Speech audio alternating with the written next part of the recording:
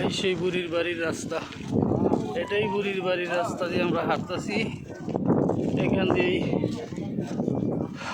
পাক সাল্লাল্লাহু আলাইহি সাল্লামকে বুড়ি অনেক কষ্ট দিয়েছিল। পরবর্তীতে বুড়ি নিজেই মুসলমান গ্রহণ করেছিল। এই সেই বুড়ির বাড়ি, আমরা যাইতেছি আস্তে আস্তে ধীরে ধীরে।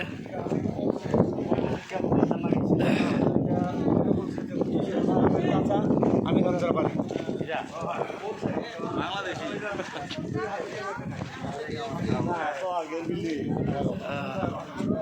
ধীরে ধীরে যাচ্ছি বহুদল রাস্তা। সবাই আসুন, এই দেখেন মুরব্বীরা, ফারুক তাড়াতাড়ি। আমরা গাজীপুরে হজ কাফেলার মোটামুটি সদস্য করে 32 জনের সদস্য নিয়ে আসছি। সবাই আমরা আজকে এমন একটি জায়গায় চলে আসছি, এই যে আসুন, এই সামনে বেডরুম এবং তার ডাইনিং রুম, তার বুড়ির বাড়ি যাচ্ছি। শহীদুল মানানোর লগে আমরা হাইটটা পারি না, ভালো দেখছিলাম ঘরটা। মানানো সব একটু বালা বালা খায় তো পায়ের মধ্যে জোর বেশি।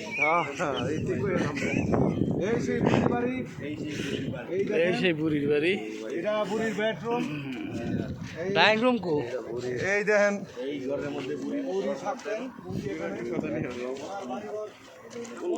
ভাই তেরে হয়ে যাই। সেই বুড়ির বাড়ি অনেকটা ভাঙচুর হয়ে গেছে, বোঝা যায় না তেমন একটা, কারণ অনেক হাজার হাজার বছর আগের বাড়ি তো, জন্য বোঝা যায় না।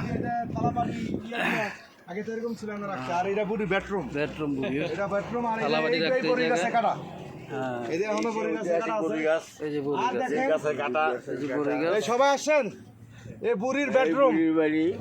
এরপরে বুড়ি থাকতো, বুড়ির বেডরুম এটা, এটাই বুড়ি, এই বুড়ি কাটা দিত, বুড়ি থাকতো সেই কাটা। এই যে এই যে কাটাতে দিত এই গাছ, ফেলে রাখতো বুড়ি, কাটা দিত এই গাছ।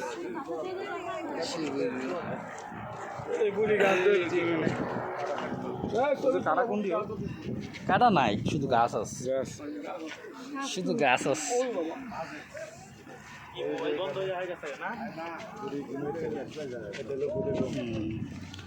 বেডরুম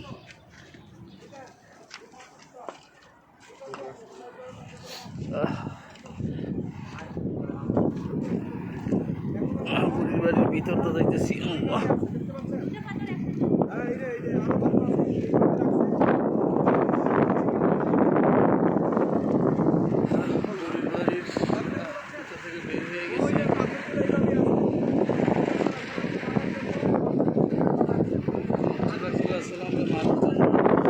পাথরগুলো রাখছিল, এই যে দেখাইতেছি, পাথর দেখা যায়, বড় বড় পাথর মারার জন্য ওরা পিট করে রাখছিল। সেই পাথর